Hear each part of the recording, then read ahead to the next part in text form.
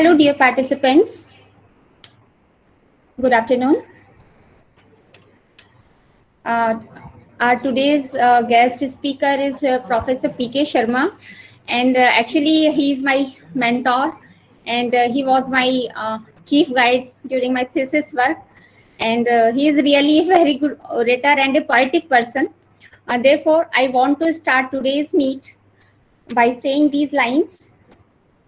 तोड़ के हर एक पिंजरा उड़ चलो आसमां की ओर, चाहे लाख लगा ले कोई बंदिशें, तोड़ दो हर एक छोर, करना है हर सपने को पूरा, बस ठान लो एक बार, हर मुश्किल हल होगी जब इरादा होगा तुम्हारा कठोर. A very warm afternoon to one and all who have joined us. I hope all of you are staying safe with your family. Dear participants, today I am taking this privilege to welcome you all. We all have gathered for the second webinar of the National Anatomy webinar series. And now I wish to inform you, especially our newly added participants, about this National Anatomy webinar series. This series consists of 3 webinars. First webinar was on 24th October. Second one is today. And third webinar will be on 7th November. Now, I wish to all of you to go through the flow of today's program. After this welcome address, you will be introduced to our esteemed guest speaker, Professor P.K. Sharma. And then we will listen to his words of wisdom during the webinar talk. During his talk, I request you all to please keep your audio off and feel free to put your any type of queries in the chat box. And please don't share your screen. And as the talk will be over, your queries will be answered by our guest speaker, Sir Professor P.K. Sharma. And I request you all please remain with us till the end of the session, as we will take a screenshot of all our dear participants for the remembrance of this memorable day. And now I request the advisor of this event, Professor Anita Rani ma'am, to kindly introduce our esteemed guest speaker, Professor P.K. Sharma. Over to you, ma'am. The virtual screen is all yours.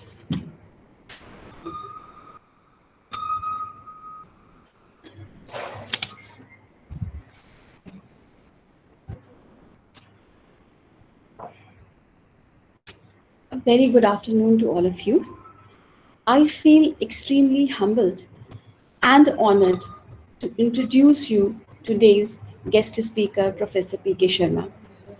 He is the former head of our Department of Anatomy, KGMU, and now he is serving as head department of Eras University. He is the alumnus of this university and has a vast teaching experience of more than 4 decades.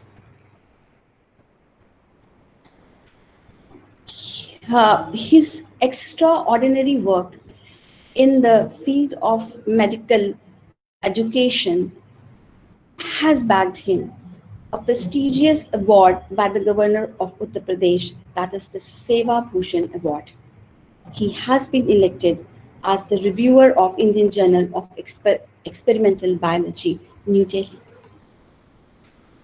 During his tenure in the university, he not only taught the several generations of undergraduate and postgraduate students, but has also served the university at the various capacities, which simply illustrates his excellent leadership skills.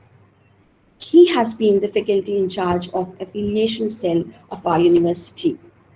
He chaired for many years the Institutional Animal Ethics Committee of the university.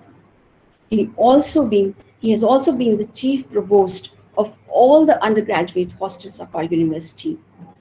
He is the chairperson of alumni cell of our university and also functioning as the secretary of Alumni Association of the university. He has been in charge of the trauma center of a university in year 2005. He served the university as the vice president of Athletic Association from 2003 to 2006 and as an additional proctor for our university from 2002 to 2005. Professor Sharma has been elected as the member of National Academy of Medical Sciences in 1999 and was nominated as member of Executive Council of Lucknow University by Governor of Uttar Pradesh in 2002. He is an active member of American Association of Anatomists USA and also a member of British Medical Ultrasound Society UK. He has authored a unique book in the field of imaging anatomy titled Atlas of Imaging Anatomy. And during his early years, he inclined towards the most interesting field of the anatomy, that is the radiological anatomy. And his work is being reflected in our department as one of the unique unit of ultrasound for academic teaching and clinical ultrasonography in the Department of Anatomy. He has also enriched our Department of Anatomy by gifting us 2 CT scan galleries, one 2D and other 3D, and also an excellent MRI gallery, which is a unique resource for our undergraduate and postgraduate students. Now, I request Professor Sharma to kindly begin the webinar. Thank you, sir.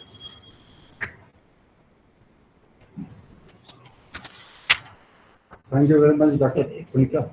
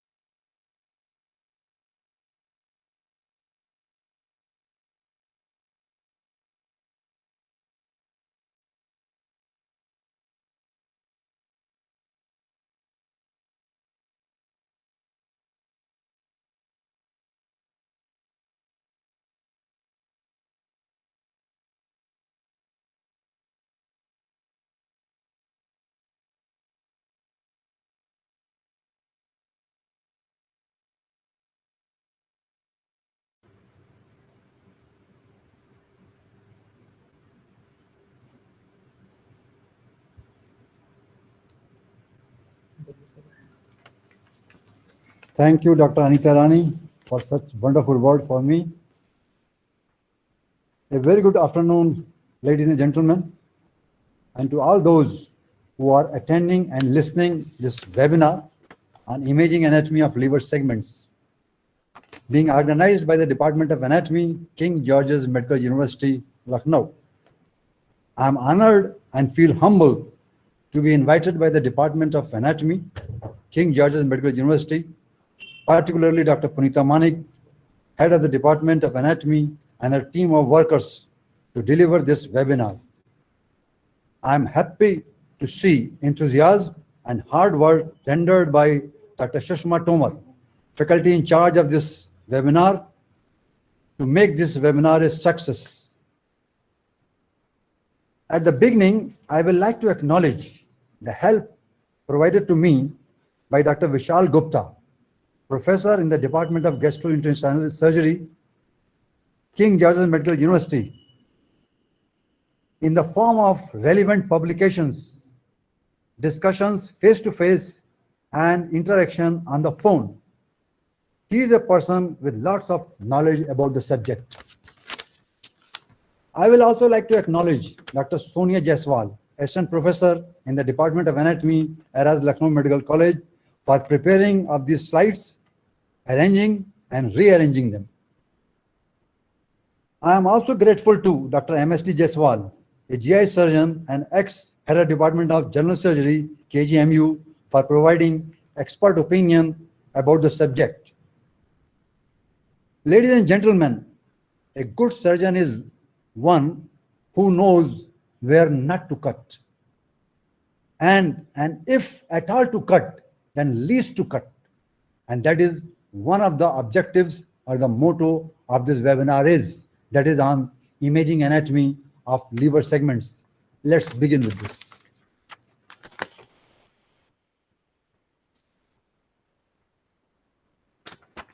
Morphological and the functional subdivisions of the liver, as shown in this figure, most of us are well acquainted with this. Just to revise and repeat it, that the gross anatomical appearance shows only 4 lobes. That is right lobe, a left lobe, caudate lobe, and a quadrate lobe. Caudate lobe is functionally separate lobe. It belongs to right and the left halves of the liver. Then at the same time, the quadrate lobe is functionally related to left lobe only. And conventionally, we are also aware of that liver is divided into 8 segments.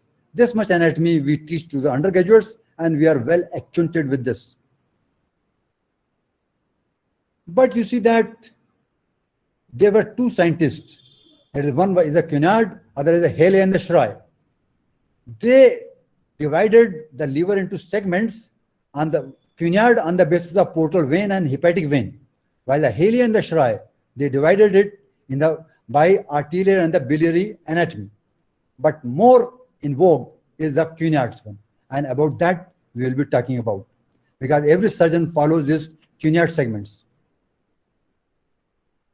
You see, this is a figure of a horizontal section through the liver as shown by the ultrasonography. Here what is being shown is that this is the region of inferior vena cava. Into this inferior vena cava, draining are the middle hepatic vein, left hepatic vein, and right hepatic vein. What you see over here, just to make you acquainted with this is the superficial side. This is the deep side. Here is the right dome of the diaphragm. This is the right side of the patient, and this is the left side of the patient. You will see that this middle hepatic vein, which is coming over here and draining into the inferior vena cava, is the one which divides the liver into right and the left halves. And here you will see that one thing more, that is a line which has been shown over here. This line, again, we are aware of with this, and that is yours, Cantley's line. Cantley's line is the one which is an imaginary line passing from gallbladder fossa to the inferior vena cava. And to be more specific about this, while I was discussing with the surgeons, what they said that, Dr. Sahib, you should be very specific about the thing. And that specificity is that it should be from the middle of the gallbladder fossa to the left of the inferior vena cava. That is very important. So this line is the one which divides the liver into left lobe and the right lobe. Then you will see that this right lobe, which is over here, is the one which is further divided into right anterior and right posterior sectors, or the sections. That's the one. And the left lobe, which is to the left of the this middle hepatic vein, is divided into left medial and left lateral sections, or sectors, not the segments, mind you.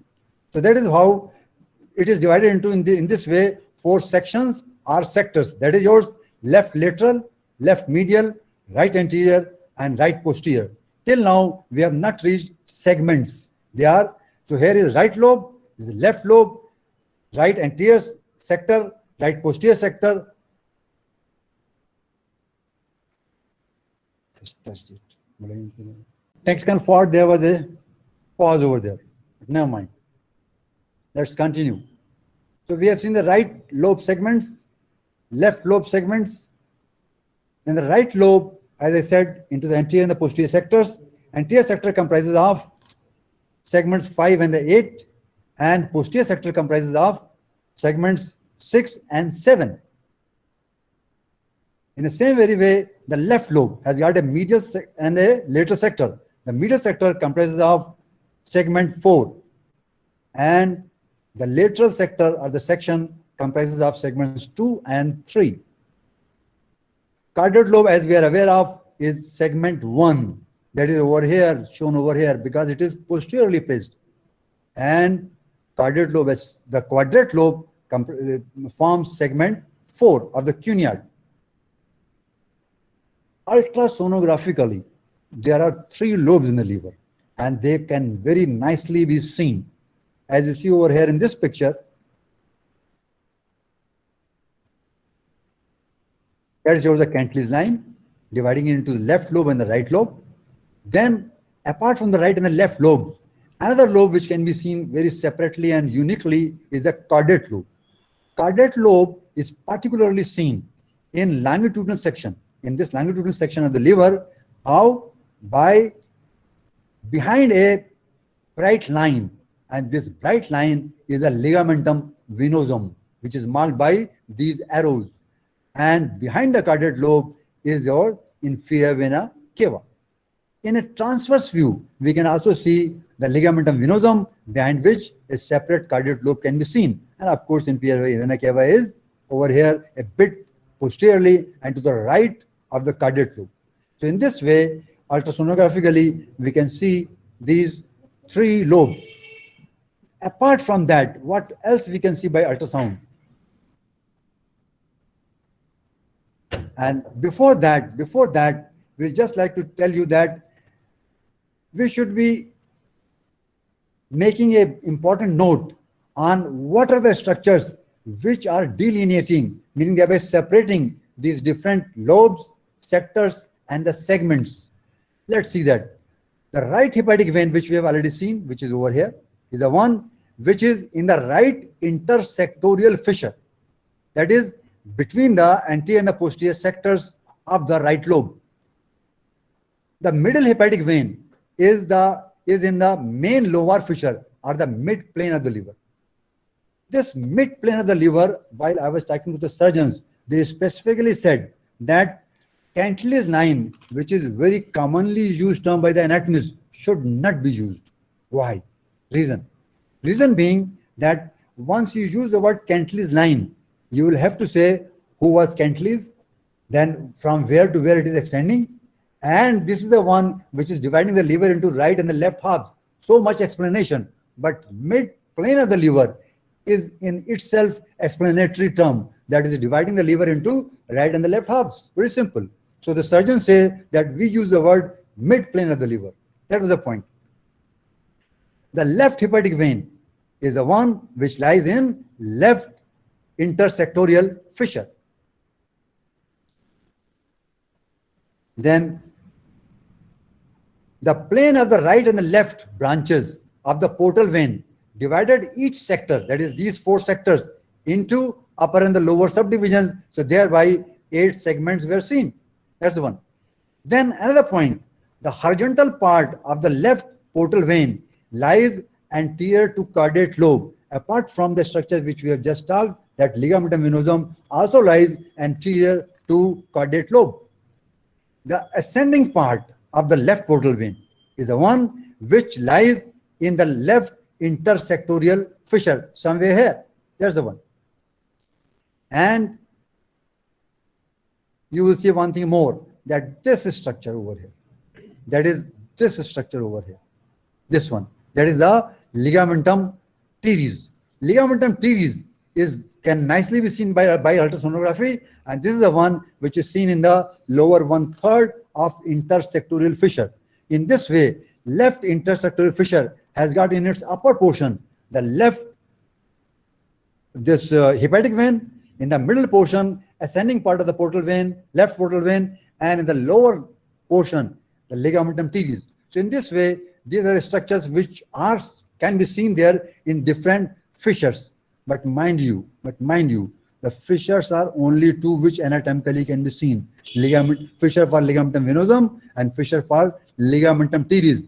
Rest are imaginary lines divided by means of these vascular structures which we are talking about. Right hepatic vein, middle hepatic vein, left hepatic vein, like that, are yours right and left branches of portal vein.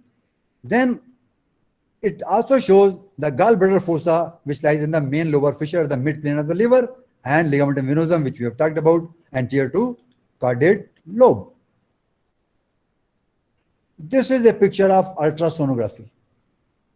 This is a transverse section. This is the superficial side. Here is the deep side. This is the right side of the patient, and this is the left side of the patient. What you see over here is portal vein is entering into the substance of the liver. Here the portal divides into right and the left branches. Right branch further goes and divides into an anterior sectorial branch and a posterior sectorial branch. Anterior sector, you know, comprises of cuneate segment 5 and 8. So they are going to the, this is one is going to the 5 and 8. 5 is lying at a lower plane, 8 is lying at a higher plane. How we divide? By the level of portal vein. And then the posterior is the one which is going to supply 6 and the 7 cuneate segments. 6 lies at the lower level and 7 lies at a higher level. In the same very way, the left portal vein goes and supplies this cuneate segment 2, 3, and 4A. But one is not mentioned over here because the caudate lobe or the segment 1 of the cuneate has got a separate supply altogether, that is functionally a separate lobe in itself. Then this is another picture of ultrasonography which shows this is a transverse subcostal view, oblique view bit. This is the right portal vein, this is the left portal vein. Again, the right is dividing into anterior and the posterior branches, which is anterior is going to supply 5 and 8 segments and posterior is going to supply 6 and 7 segments. While the left is the one, as it comes over here, it supplies segments 2, 3, and 4 of the cuneate. That's the one. This much anatomy very nicely we can see. Then another enlarged view of the right lobe, particularly of the this liver. This is a longitudinal or the sagittal section which shows the right portal vein giving these 4 branches to the segment 5, to the 8, to the 7, and to the 6. This is the upper side. This is the lower side. This is superficial over here, and here is the deeper side.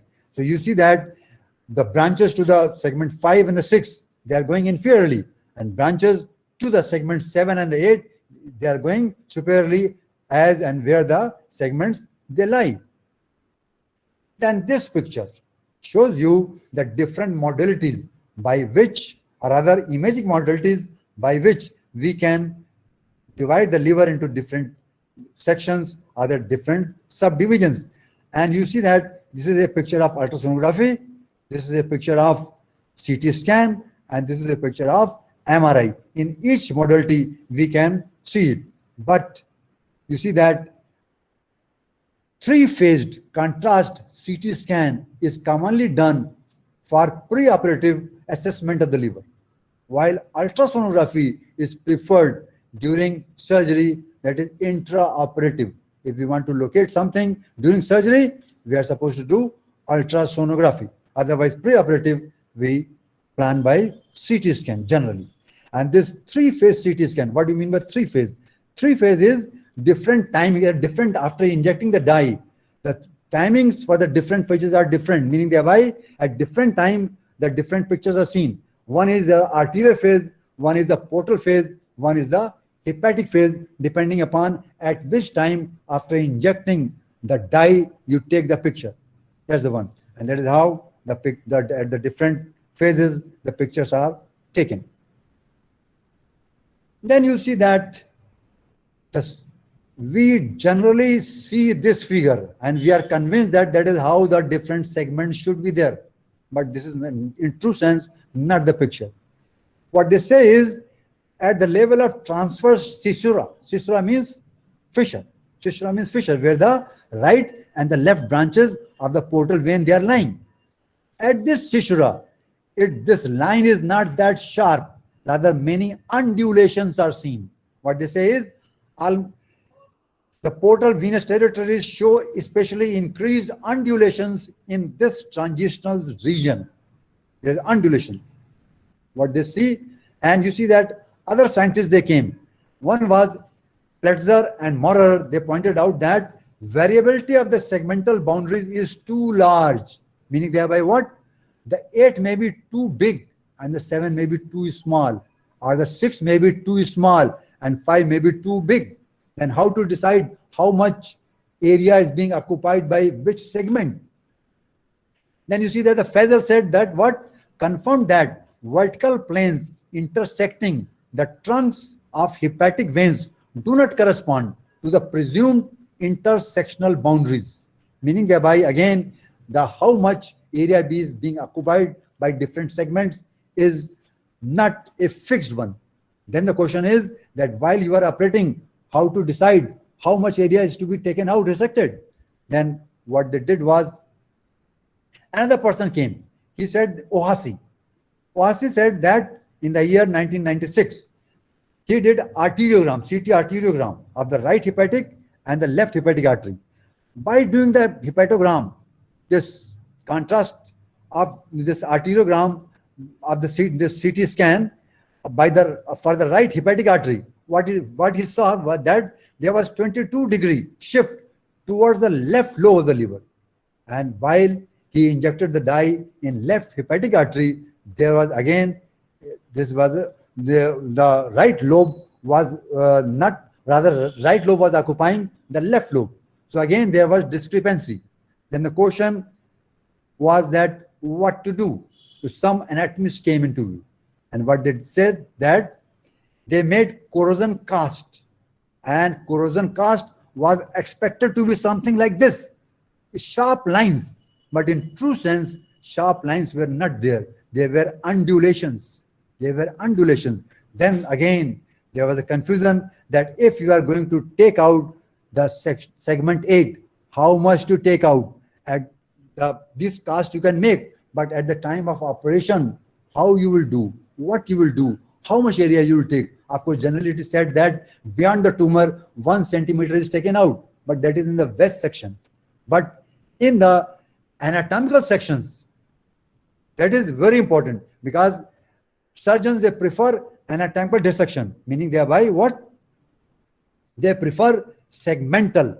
They want to take out segment of the liver as such.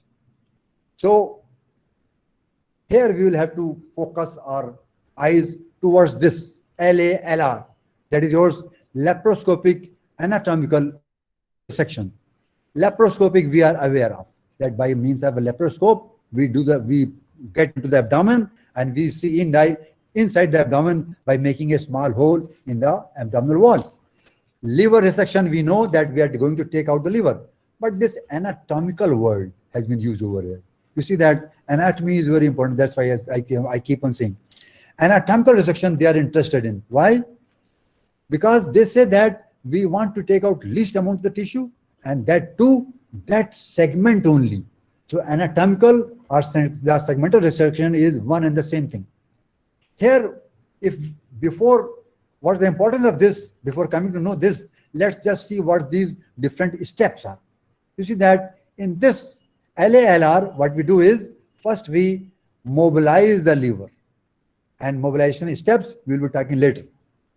Then what we do is, after mobilizing the liver, we do intraoperative ultrasound and we locate the tumor, which we have done before operation as well, and then we locate Gleasonian pedicle. What's this? Gleasonian pedicle is this. What is this? The portal vein, the hepatic artery, and the bile duct. They are coming together. They are dividing, and this pedicle is the one which is supplying one segment. And this pedicle of these three structures of this triad is enclosed by Gleason's capsule. At this site, Gleason's capsule is lost, and we catch hold of this Glisonian pedicle. Once we catch hold of this, what we do is we are seeing this Glisonian pedicle under ultrasonography. Then what we do, we do the transection of the liver parenchyma to encircle the Glisonian capsule. So we go through, or we make a hole, or we make a cut in the parenchyma of the liver, and we reach this side. Then what we do, we give intravenous injection of fluorescent dye, indocyanine green. And by this dye, what happens is we define the boundary of the hepatic segment under what? Infrared light. Once the dye has been given, we put the infrared light, and this shows a color. That's the green one. And these undulations of this segment can be outlined.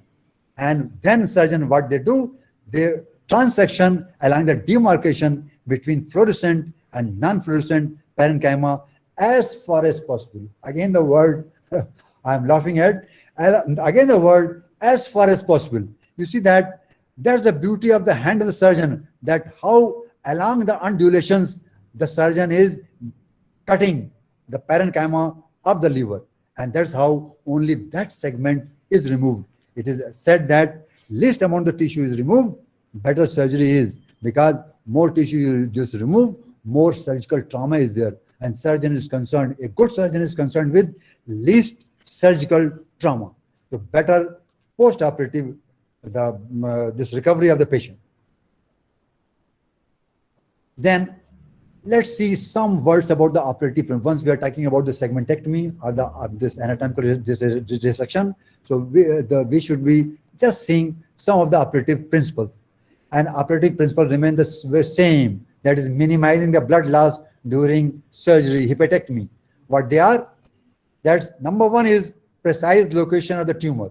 Pre-operative we have done, again at the time of surgery, we locate the tumor by simply, if it is open surgery, we do it by the hand, otherwise it is laparoscopic, we see it by the laparoscope. Then we mobilize the liver. What do you mean by mobilization of the liver? The right lobe, this mobilization, and the left, they are different. The mobilization of the left lobe is achieved by dividing falciform ligament, we are aware of, left triangular ligament, we are aware of, and gastrohepatic ligament, which is a part of lesser omentum that we know, between the porta hepatis and the lesser curvature of the stomach. The mobilization of the right lobe of the liver is achieved by dividing the right triangular ligament, detaching right adrenal gland from the inferior surface of the liver, and securing the retrohepatic veins on the anterior wall of inferior vena cava. At this site, there is another word, what is known as hepatocaval liver, this ligament, HCL, hepatocaval ligament, which in the books of anatomy is not described. This hepatocaval ligament is what?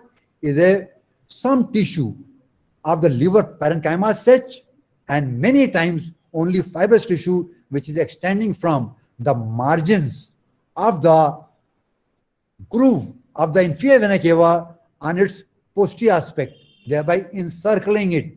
This is what is known as hepatocaval ligaments. And the surgeons, once I was discussing with them, they said that particularly, sir, we are concerned about this part, because if you don't take out this, particularly in relation to tumors of the cardiac lobe, we will be leaving the tumor behind. So therefore, this hepatocaval ligament is also of significance, which today morning I just came to know. That's why I have not mentioned over here in this. I was just discussing even today in the morning with them.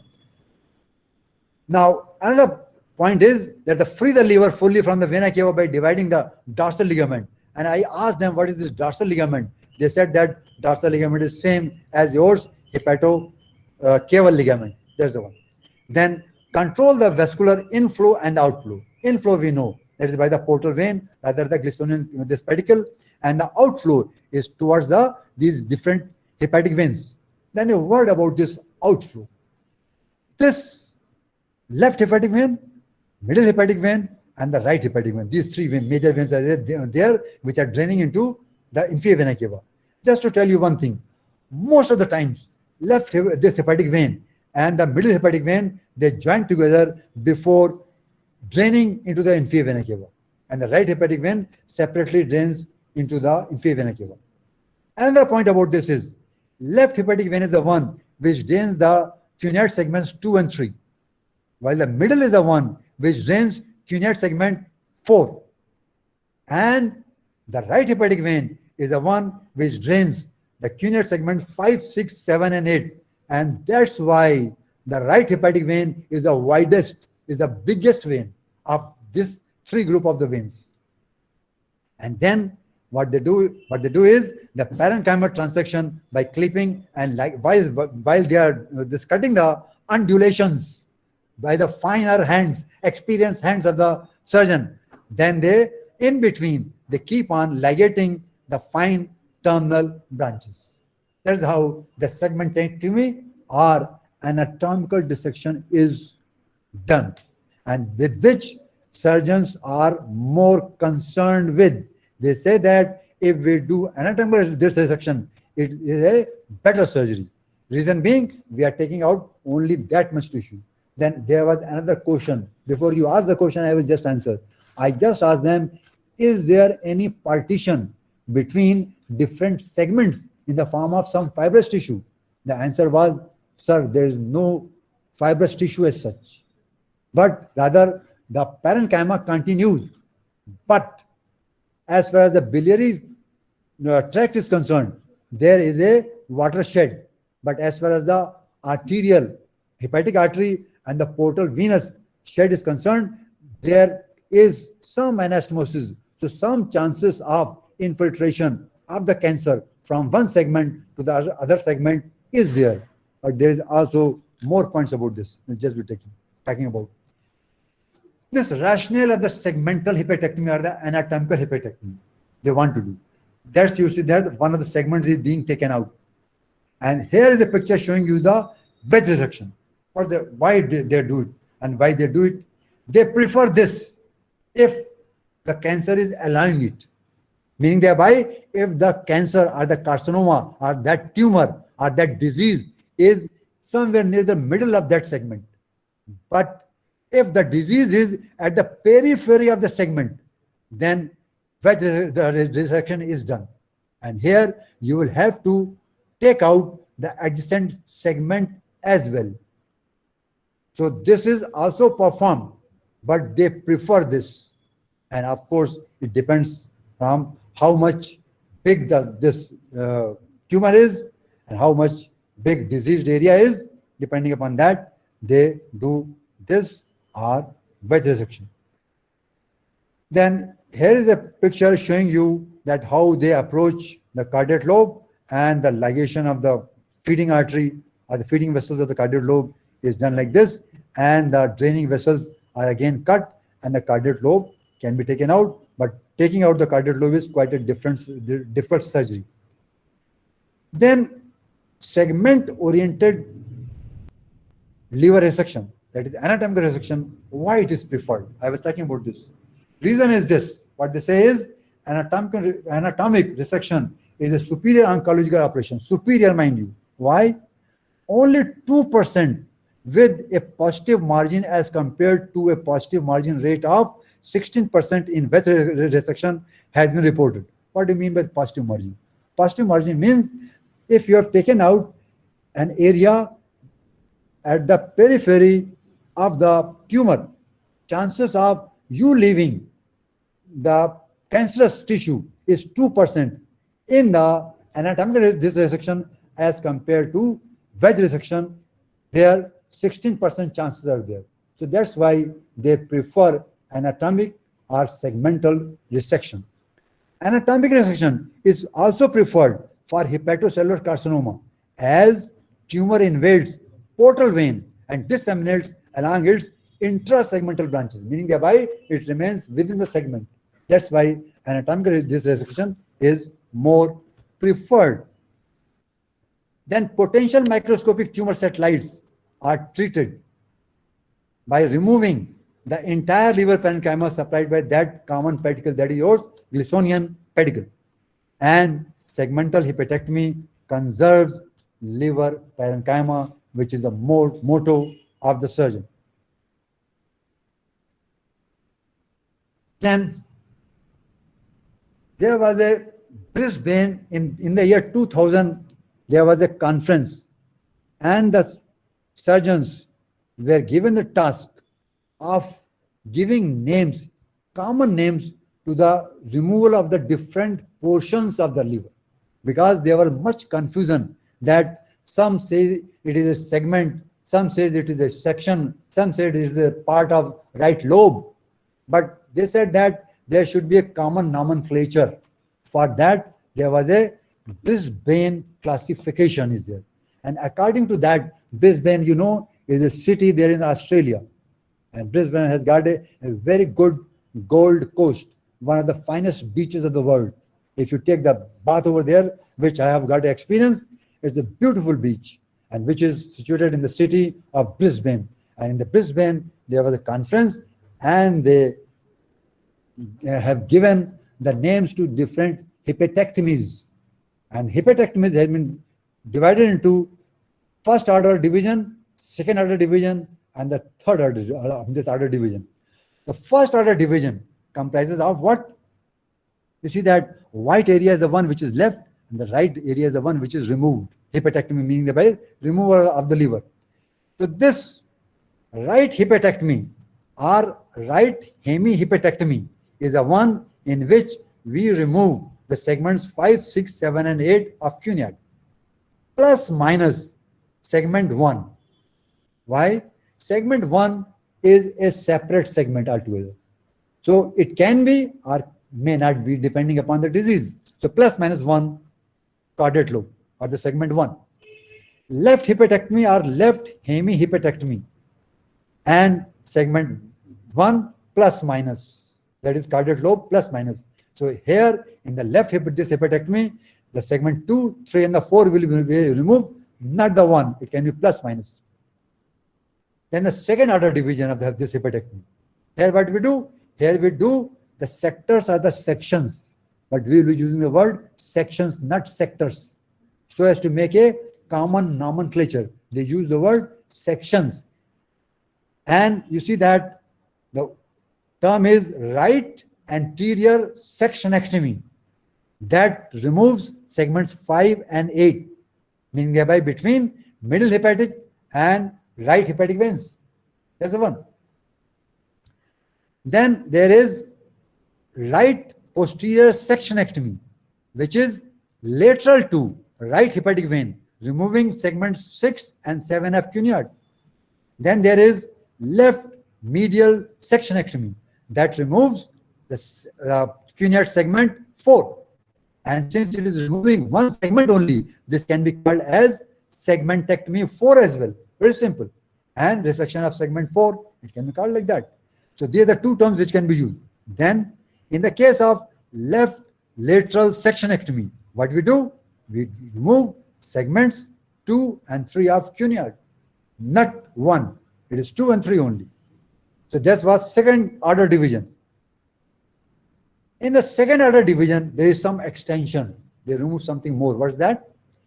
The term is right trisectionectomy. 3 sections.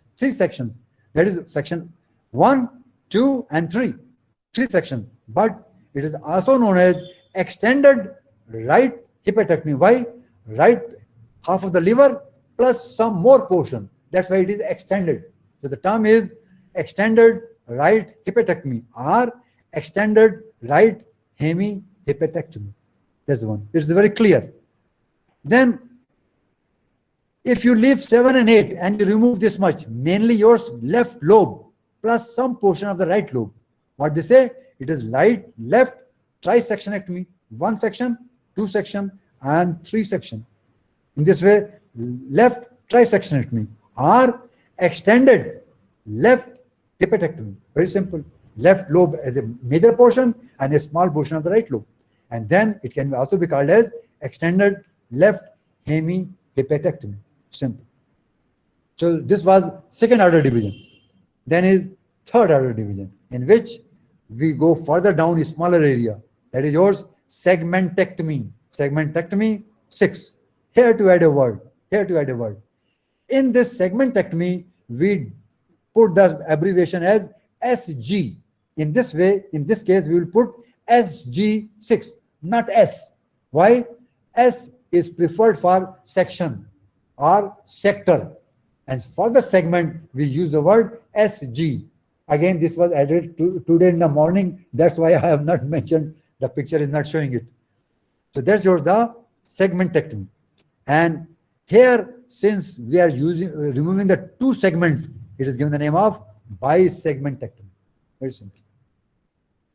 Then alternative second order division based on portal vein, where we have done sectionectomy. Here, that was done on the basis of hepatic veins. Now we are doing this sectionectomy on the basis of portal vein division. And portal vein, this is a picture from our Gray's Anatomy. Gray's Anatomy, it shows you that's where the portal vein. There's a portal vein dividing into right and the left branches. Right branch comes over here, divides into an anterior branch and a posterior branch. Anterior sectorial branch, posterior sectorial branch. Anterior one divides into an upper and the lower segmental branch. And the posterior is the one, again divides into an upper and lower segmental branch.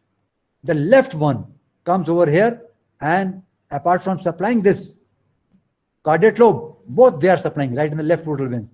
This goes further and it divides into a medial and a lateral branch. Medial branch is the one, here the point is, here the catch is. Medial branch is the one which is supplying segment 4 and segment 3 of the cuneiform, while this lateral branch is the one which is supplying cuneiform segment 2. That's the one. Now, according to this division, since it is supplying like that, what happens is that segment 3 and the 4, they make one section, because they are being supplied by the common pedicle. That's one. As compared to the hepatic vein, which was delineating, dividing left and the lateral and the medial sectors or the sections of the left lobe. So that was the different. That's why you see that there is an alternative second order division based on portal vein. Now, after understanding this figure, now you just see over here. Here what they say is, instead of using the word sectionectomy, not to confuse with that, now here they are using the word sector. Sector and the section, they are same, but they are using for the hepatectomies these terms separately. There we use sectionectomy. Now here we are using the word sectionectomy, the sectorectomy. Here is the word sectorectomy. Here what they do is, if you remove this on the right side, it is same, but the only term is different, that it is yours right anterior sectorectomy. This is the anterior sector, the right anterior sectorectomy, or it is beyond the midline, it is right paramedian sectorectomy. And then in the same very way, if you remove 7 and 6 and 7 together, that is yours posterior sector or the section. The term is not section, the term is right posterior sectorectomy. Instead of, again I'm just saying it's sectionectomy instead of sectionectomy. And here is right lateral sectorectomy. Then on the left side, now there will be difference. What's the difference? In the left medial sectorectomy, only segment 4 is removed, not that. This segment 4 along with segment 3 will be removed. Here in the left medial sectorectomy, which we expect to remove only 4, but here 4 and 3 will be removed. Why? Because it is being supplied with this medial branch, a common trunk supplying this. So that's the, so because the surgeon are the one, they go through the Glisonian capsule, they go through the Glisonian pedicle. So that's why they follow this portal vein, that is the portal triad. That's why they are emphasizing over here that left medial sectorectomy comprises of removal of segments 4 and 3, and while left lateral sectorectomy comprises of only removal of segment 2 of the cuneiform. That's the difference. So sectionectomy and sectorectomy should be clear about. Then, what is the purpose of this segmentation, which we have talked initially before? Purpose was to remove least amount of tissue. So once we define these different sectors and the segments and the different parts of the liver, particularly the segments, a better planning of the surgery is there. We are going to do this. Then portal vein embolization is done. What do you mean by this? Portal vein embolization means that we embolize, we block a particular branch of the portal vein, and that branch which is supplying the tumor area is blocked by embolus. What's the idea? Idea is that now the supply to the normal liver, which will remain with the patient, proliferates, and this embolization is done a couple of weeks before surgery, so that liver proliferates and the function of the liver becomes better, right? So the physiology is retained. That's the idea. So this portal vein embolization, for this, again, this the segmentation is this important, into which area you are going. And the third is tumor resection or partial hepatectomy for transplantation and donor hepatectomy. That's what the purpose of this is. Then about this, one thing more is there. Before removing any tissue of the liver, you should be very clear about it. And you should be clear about what? That pre-surgical volumetry is important. Why it is important? Because they say that 25 to 30% of the liver is required for normal functioning of the human body. If you remove more, there will be a problem with the patient. You are doing something good, but you are doing at the same time something bad if you are not measuring the volume of the liver. And what they say is, it is yours in live donor liver transplantation, volume of remaining liver should be 30 to 35%. I was talking to I particularly noted it down, but the surgeons, they said about 30 to 35% total volume should be remain there. And one thing more about this, since the right lobe of the liver is more, many times if you remove, you should be measuring the volume. Generally, it is said that the right hepatectomy removes about 65% of total volume of the liver. And finally, what's the take-home message? Take-home message is, number one is, we are supposed to scan the liver. Number two is, by scanning the liver, localize the site of pathology by defining lobes, sectors, and sections. Very important, sectors and sections, hepatectomies, and segments at the same time. If a variant of vascular supply is detected, tailor-made resection is accordingly. Meaning thereby, nowadays we are so advanced that in every patient, a tailor-made surgery is to be done if there is any variation, because those veins which we're talking about, they may be having tributaries from the adjacent lobes or the sectors. So therefore, a tailor-made resection is done, and then control over both arterial and the venous ends of the area should be there, and conserve maximum amount of liver parenchyma by resecting required amount. These are the references which I have gone through, which you can note down once you see it there. And finally, I am grateful once again and thankful to the Department of Anatomy for allowing me to communicate with you and to talk something substantial as far as we, the anatomists, are concerned.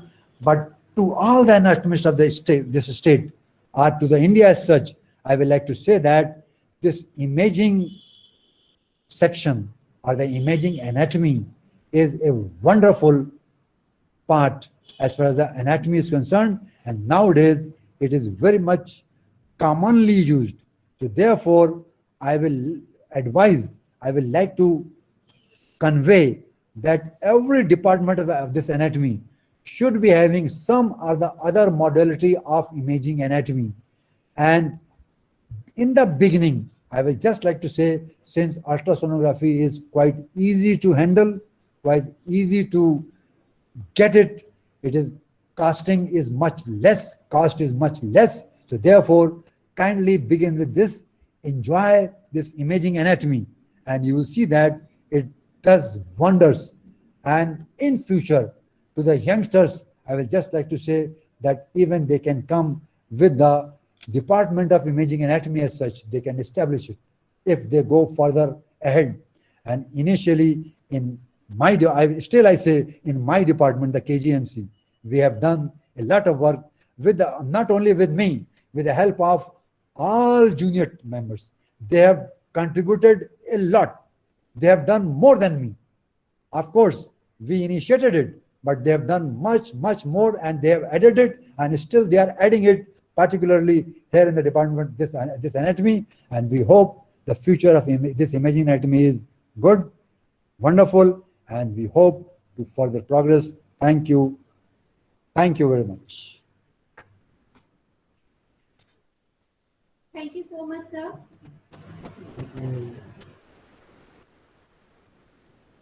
Thank you so much for such a very wonderful talk. I think all of our participants have enjoyed this talk, and they have learned so many new things to be done in the field of the imaging anatomy in the future. And from our chat box, we have noted down some queries, and we have received a lot of appreciation.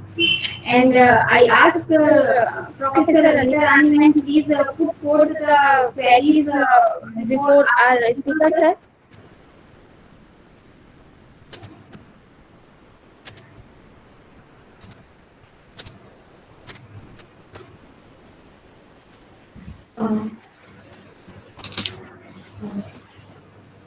Thanks, everybody. Thanks to our participants. Some of the appreciations are here, and especially I would like to mention two of them. Professor Sahai has given this talk that it was an excellent talk, which is very informative and nicely prepared. And sir, he has congratulated you and all the candidates also. We have received the appreciation from Dr. Amol Shinde and Dr. Ashish for this informative talk. And one of the queries has been raised by Professor Sahai that he is saying that vascular segments could have been shown in the posterior view. Sir, would you like to say something on this? In the posterior view. Yes. Yes, you are right, sir. You are right, very, very right, sir. At the same time, cardiac flow was hiding much more. But at the same time, they said that in the cardiac lobe, they try to avoid most of the times. The surgery to that lobe is very difficult. And of course, while I was going through, in most of the references, I could not see it from behind. So I will just like to say that in future talks, if I come across, I would like to add them. But so far, literature I have seen in every, even in this your Brisbane classification, every figure was from in front. Every figure. Only in the book of anatomy, the figures are from behind. You see from the top, you see from behind. Every aspect we see. High aspect we see. But as for the surgeons are concerned, what they are concerned with, because they say that to my mind, I don't know. I will have to talk to them. Since they approach the patient from in front, but natural, they give frontal view. That's the reason. To my mind, yes, we will have to discuss again. Because today in the morning itself, I learned something more. If I have just added, and those figures were not there. So there is umpteen number of questions. There is much more to learn. But still, since we are beginners, and I have not seen the surgery itself, and of course, since I have got some of experience of the ultrasonography, even in ultrasonography, we do it from in front and from behind. That's why, to my mind, and you may be right, you may be right, I will have to see it. Thank you, sir. Thank you very much. And at the same time, thank you very much, sir, for appreciating my talk. Thank you. So I think, sir, Dr. Sahai, sir, please, in the chat box, you wrote that we are ignoring, but it was not so that you just wanted to collect the queries in the last, sir. So we cannot ignore you, sir. So I think these, if anybody else want to ask some questions, we can take it.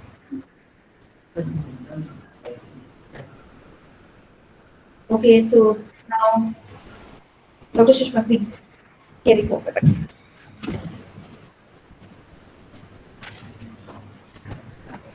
I think dear participants, our speaker sir has very given to answer of your queries in a very elaborative way, and I request you to please feel free.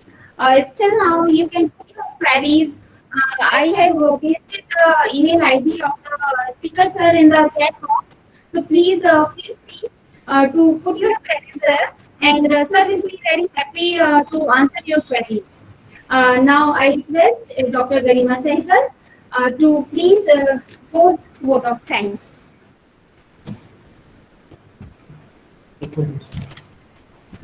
Radio.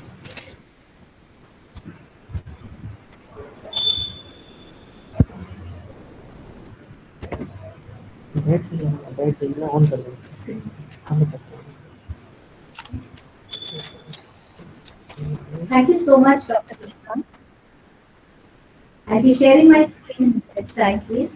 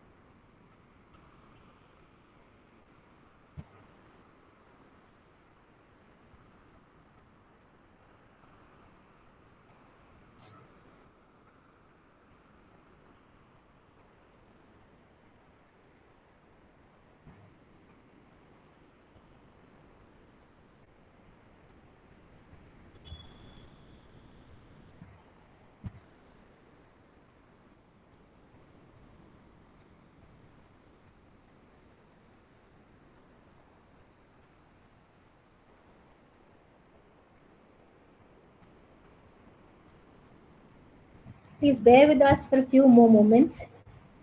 Thank you so much.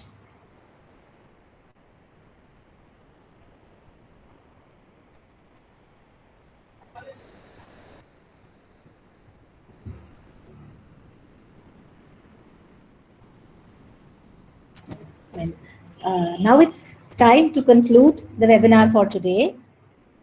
Before I do that, I would request all the participants to continue to stay on with us, as we will be having a screenshot session just after the vote of thanks.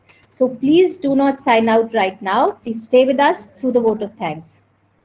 So on behalf of the organizing team, with my heart filled with gratitude, I hereby propose the vote of thanks. First and foremost, I bow in obeisance to God Almighty and offer my thankfulness for keeping all of us healthy and safe, and also blessing us with facilities for conducting this new avatar of knowledge exchange, the webinar, during such testing times. I am extremely thankful to our guest speaker for today's session, Professor P.K. Sharma. Thank you so much, sir, for this excellent overview on the imaging approach to identify and localize the segmental anatomy of liver for the diagnosis and therapeutic use. So the new concepts for us, the LALR, the Glisonian capsule, the anatomical resection, and the various types of ectomies that you explained were so exciting, and they were explained with such precision that our participants must have thoroughly enjoyed the session. It was integrating anatomy in the true sense, sir. I'm sure most of us have benefited from this wonderful session conducted by sir, and I thank him again. I thank our esteemed audience. Without them, all this webinar series would have been meaningless. Your participation is valuable. Amongst the assemblage together, many are my teachers, my seniors, my colleagues, and dear students. I thank you all. I thank our organizing chairperson, Professor Punita Manik ma'am, for her constant support. Madam has always been our pillar of strength. I thank Professor Anita Rani, who is the advisor and who conceptualized this webinar series. I also thank Madam today for introducing our guest speaker for all of us. I thank all the respected members of the organizing committee who have constantly provided their valuable suggestions and their guidance throughout. Most of all, I thank our wonderful organizing secretary, Dr. Sushma Tomar, for taking charge and making the webinar series a success story for all of us. I thank Mr. Irfan, Mr. Rahul, Mr. Vinayak, and Mr. Chobe from the IT cell of the University Department for their technical support offered to us for the smooth conduct of the webinar series. As they say, alone we can do little, but together we can do so much. Teamwork makes the dreams work. Hence, I thank all my dear residents for making a strong team to make things happen for us. A special thanks to Dr. Kanchan, Dr. Nikhil, and Dr. Swati. Now, I would request you all to enable your video mode in the Zoom meeting so that we can capture this beautiful moment of togetherness. Please switch on the video modes in the Zoom meeting for all of us to capture you.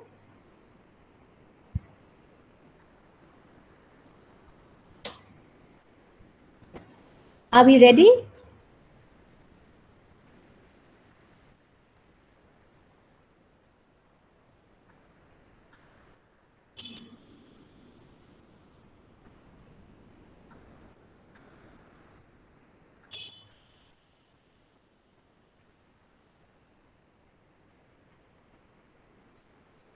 Nikhil, just let me know when it's done.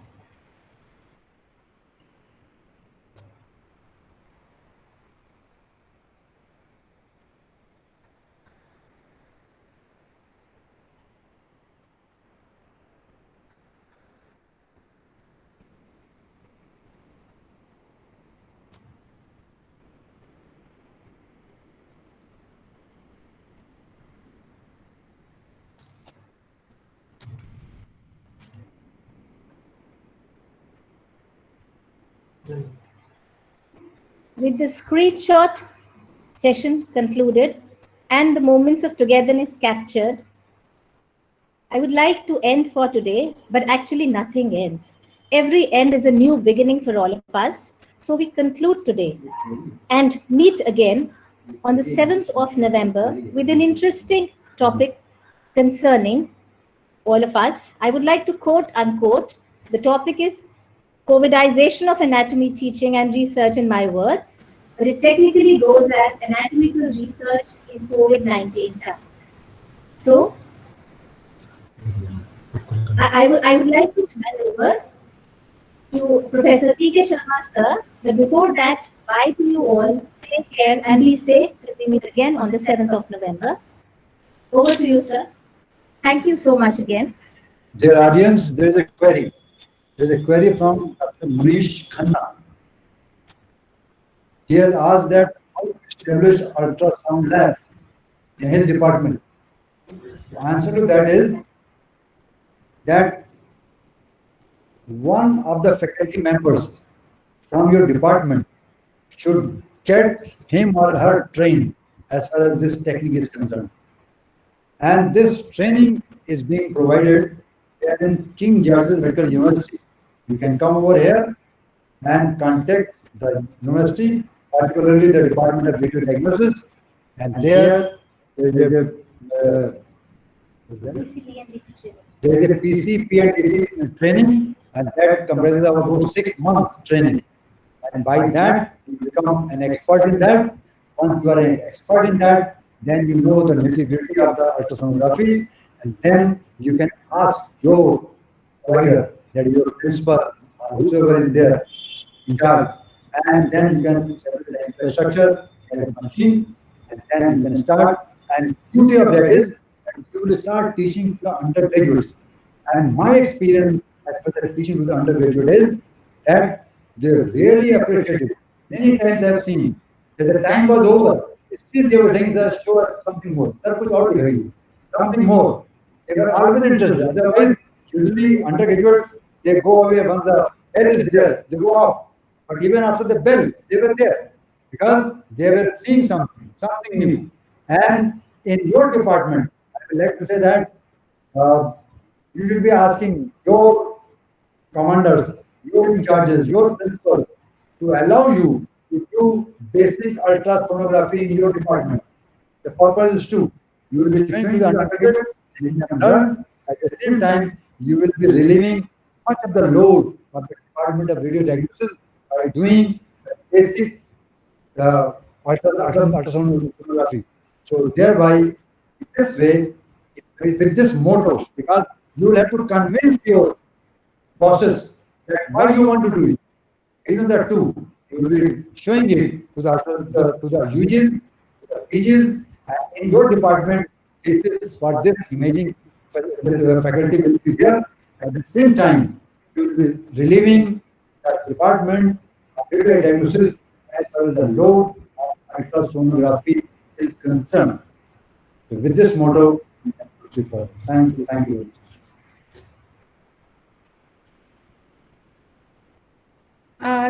Thank you so much, sir. Really, your guidance matters more for a lot of us. Dr. Munish Khanna is my colleague there in the Firozabad. And dear participants, I hope we all will be together next Saturday on 7th November. Till then, happy times. Thank you so much.